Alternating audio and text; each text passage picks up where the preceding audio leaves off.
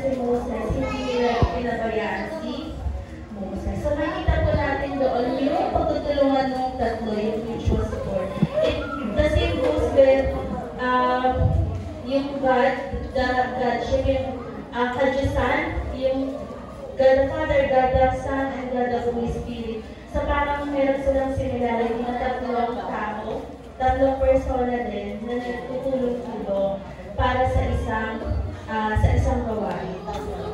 Sa isang magandang representation ng ginawa ng tatlo dalawa.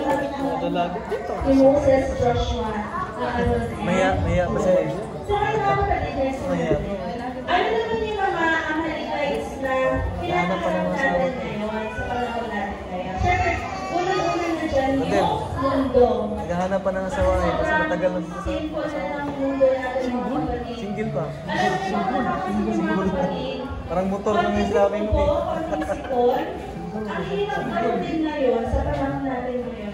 Samantalang kapag tayo sinipot tayo, iingat tayo ng gamot, magaling na tayo, pero ngayon hindi na tayo gumagaling agad. Kasi sobrang abusive na ng mga tao sa katawan nila. And next is the flesh. Yung laman natin yung mga pagnanasa natin bilang mga tao, yan din yung ating mga kalaban, yung mga Amalekites ng ating buhay. Yung pagkukuyat natin, pagkain natin ng sobra, pagkasalita natin ng hindi maganda, ganyan yung mga Amalekites natin. And lastly is, syempre, si Satan, yung ating pinakakaaway dito sa mundo. Yung isa sa mga Amalekites natin sa panahon natin ngayon. At isa pa mga kapatid,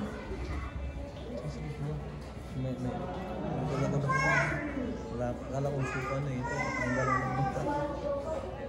so next mga kapatid, sa mga Amalekites na kinakarap natin ngayon. So let's cite po ako dito ng dalawang case.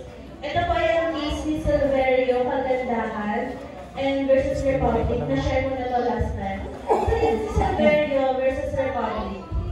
Siya ay isang lalaki. Tapos ngayon, sabi niya siya ay isang babae na nag-trap sa katawan ng isang lalaki. So ang ginawa niya, pumunta siya ng Thailand. Tapos nag-buy siya ng sex reassignment. So pinabago niya yung kanyang organ. So babae na siya. So ngayon, dahil iba na yung kanyang organ, bumalik siya ng Philippines. At nag-file siya ng petition for correctional entry para baguhin yung kanyang gender from male to female. Kasi nga babae na daw siya. At gusto niya magpakasal. So, pumunta siya dito. And then, hindi nag-grant yung kanyang petition sa RTC. So, umakyat hanggang sa Supreme Court yung kanyang kaso. Sa pagdating sa Supreme Court, natalo siya. Kasi, ang change of sex, mga kapatid, ay hindi pwedeng mabago dahil lang nagpa-opera ka. Kailangan, kung ano yung sex mo nung pinanganak ka, yun ka na hanggang sa mamatay ka. So, hindi siya nag-grant kahit. Kasi hindi yung kalooban ng Panginoon para sa kanya. Kalooban niya lang yun. Kaya hindi Walang asawa eh. ng Panginoon. So, it was denied with the Supreme Court.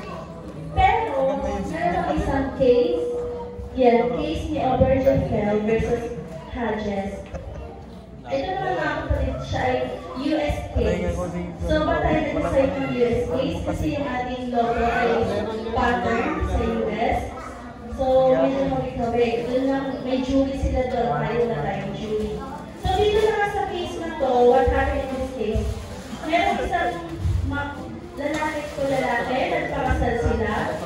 So, yung isang party, ang pangalan na ay si James. Mamamatay na siya at may mga property sila na na-exundar na magkasama. So gusto nilang i-process yung mga properties na yun na mamamatay na yung isang party.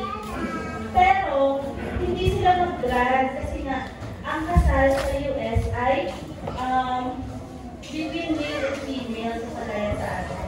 But then, nung in-appeal nila sa Supreme Court ng US, nagulat sila na 36 cases yung pending sa Supreme Court na marriage between male to male. So, ang ginawa nila dahil sobrang dami na palang cases na gano'n, similar with them, ang ginawa ng US Supreme Court, they voted anonymously na i-grant yung petition. So, pwede na yung same-sex marriage doon sa US. Kasi marami nang gumagawa. Pero, hindi yung kalooban pa din ng Panginoon.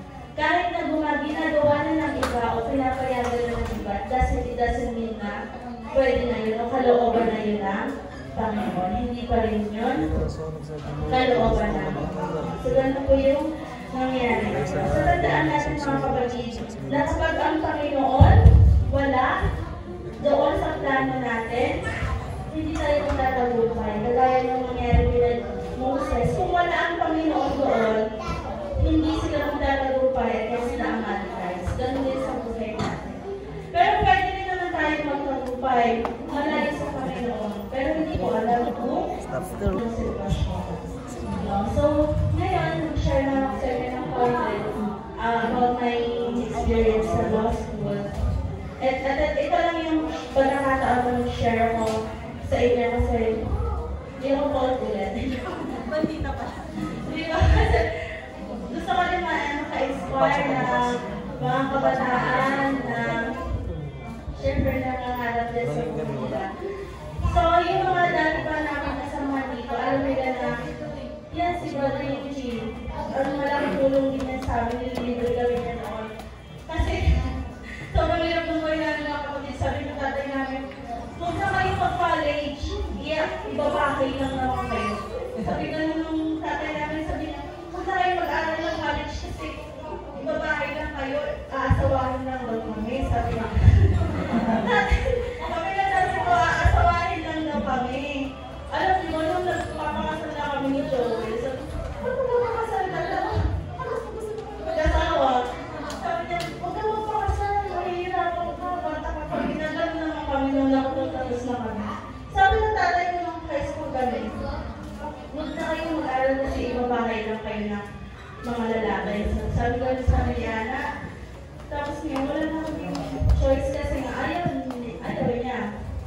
So si Brother Archie, nag-share kami sa kanya, ayaw na kami pag-aralin nung brother namin.